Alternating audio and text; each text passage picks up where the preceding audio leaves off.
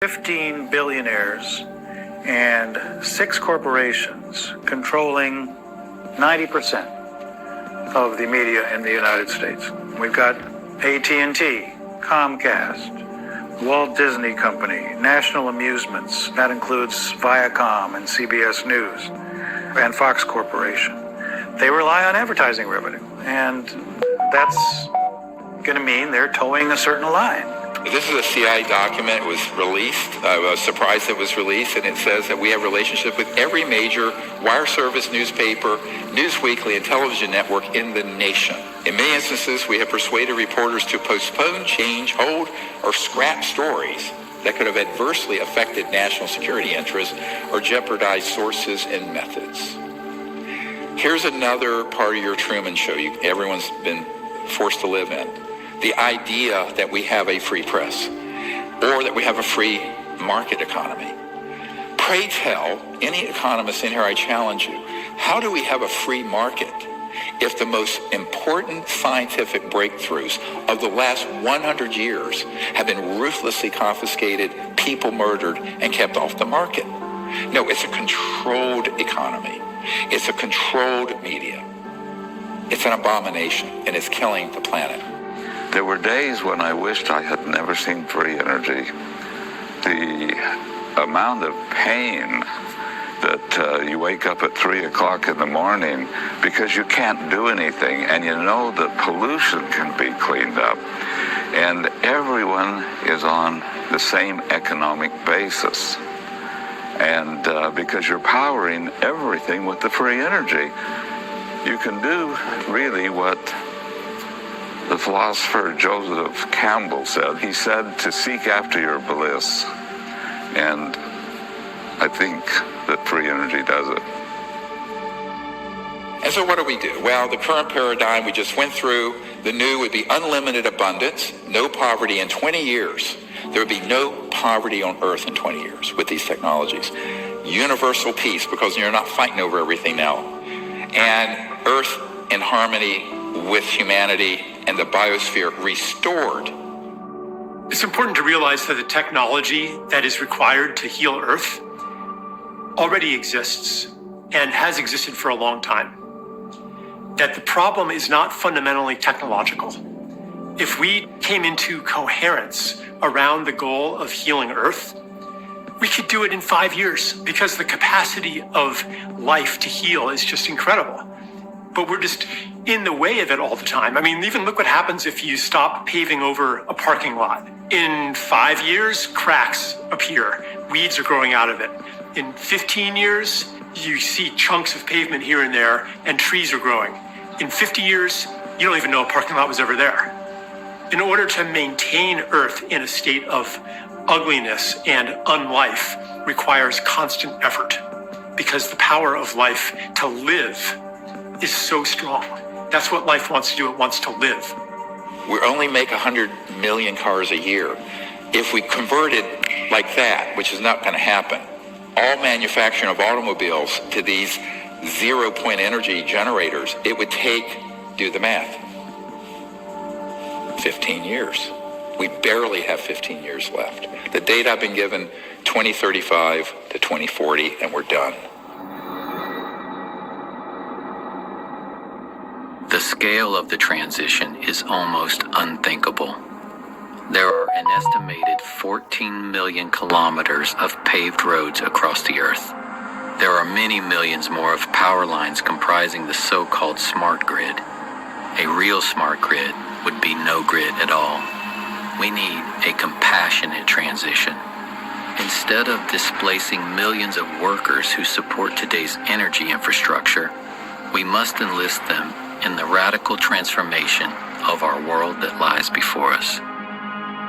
You've all heard of the Hopi prophecy, probably. There are 2 lines on the Hopi prophecy. Right now, our entire planet is on the line, the upper line that terminates. We're an extinction level event trajectory. That's the path we're on. There's another line in the Hopi prophecies, and that's one that we have to jump onto that goes on and on forever. That's our choice. We The people have to choose it. It is not going to be done for you like a Ouija board in Washington or in Wall Street. We're going to have to unite and do this ourselves. You can imagine a civilization that has figured out the over-unity question as being one in which the centralization of power, and therefore the centralization of the inputs necessary for the growth of civilization, becomes more decentralized. So rather than these power stations that are clustered around big cities, you can have energy generation mechanisms in every home. And this is why it's a new world, because it's a power to the people. And what it means is literally not just electric power and energy, but actual political power. And in the industrial era, from the 1800s to now, it's gotten more and more concentrated. This is going to return the power to every village and every person. Even the deserts shall bloom, as it says in the Bible. And in Africa and around the world, they're going to leapfrog past where we are with all this electricity and wiring and power lines and power plants like they did telephones. They went straight to cell. But this is a bigger leap where all over the world, all these impoverished areas, every little village and community will have its own energy generator for pulling water out of the humidity of the air. We have the technology to do that now. Why isn't it used? Because it uses a lot of electricity, which is polluting and expensive.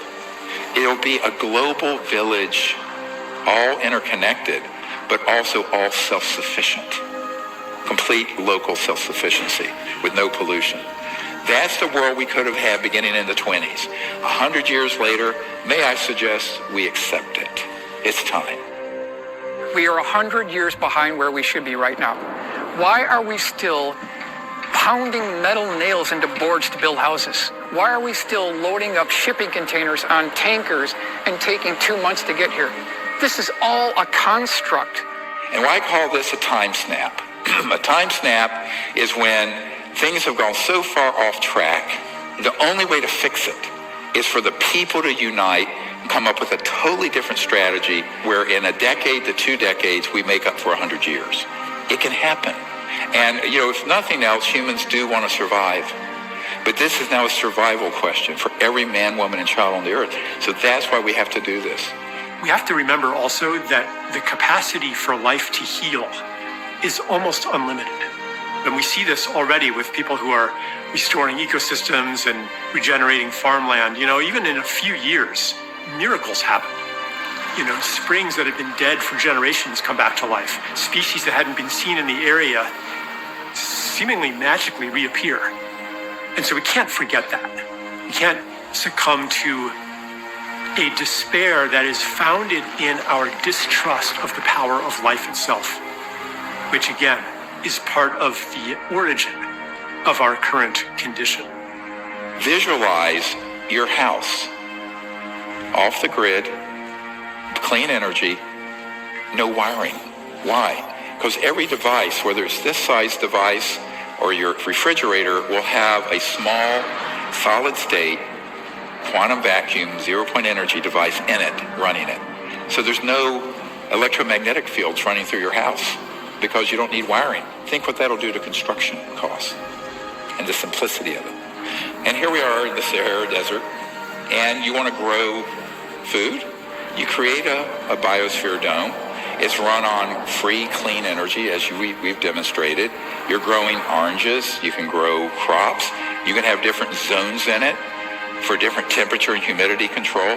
So anywhere on the planet that you need to have foods, it could be done under controlled circumstances, digitally automated, but with no cost for the energy and the water, virtually none.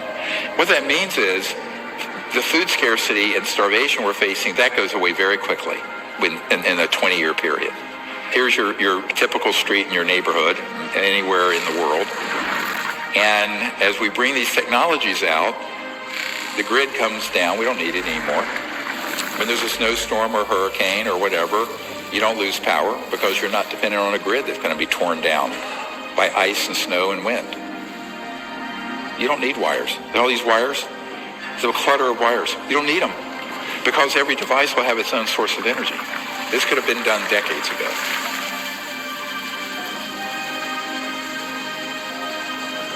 As we bring these out, all these freeways will be replaced. All the lines and power lines will go away. We can float above the surface. And in every city in the world, we're going to see this transformation. Every village in the world.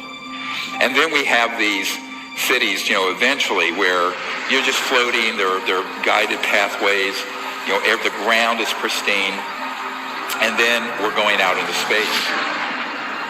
So everyone remember where our destiny is. Our destiny is not just Earth, it's the whole cosmos. How is that going to be possible? The only way we're allowed to go outside our solar system is if we become a peaceful civilization. Otherwise, it's locked down. We are considered a planet that is dangerous and armed. Each one of us is very invested in the world as it is.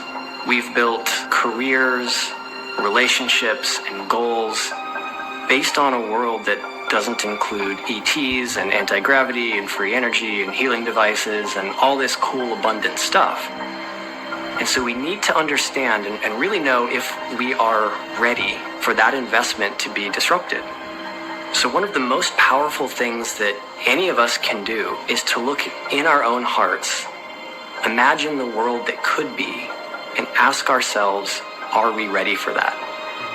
If the answer is yes, then hold that readiness in your heart in all the excitement that it's due. If the answer is no, if there are some lingering doubts or fears or concerns, then go into that. Follow that. That's an important thread that you can follow back to something inside of you that needs attention. It's that obstacle that may be keeping us from living in this new world. At Rendlesham Forest, in the Air Force Base, in 1980, a roughly pyramid-shaped craft landed. You've all heard this account probably, but I'll recount it for you, and the part that's classified you don't know. There were these kind of luminous beings that literally teleported, floated outside this black pyramid and communicated with these Air Force officers. And the ET said, we are your descendants who have become interstellar. But we are from 500,000 years in the future. And we are now here. They basically materialized time travel to 1980 because this was a covert nuclear weapons facility that if that had been disclosed could have triggered World War III. And saying, you've got to stop doing this. If you stay on this path, we, your children's children's children's children, 20,000 years into the future, we won't exist. That was 42 years ago. So they have been warning these civilizations from other star systems. Some of them are our descendants, not all, but some are. Well, the key thing to remember here is that the fact that that happened is a message of great hope. It means that there is a chance, a good chance, if we reach into our higher consciousness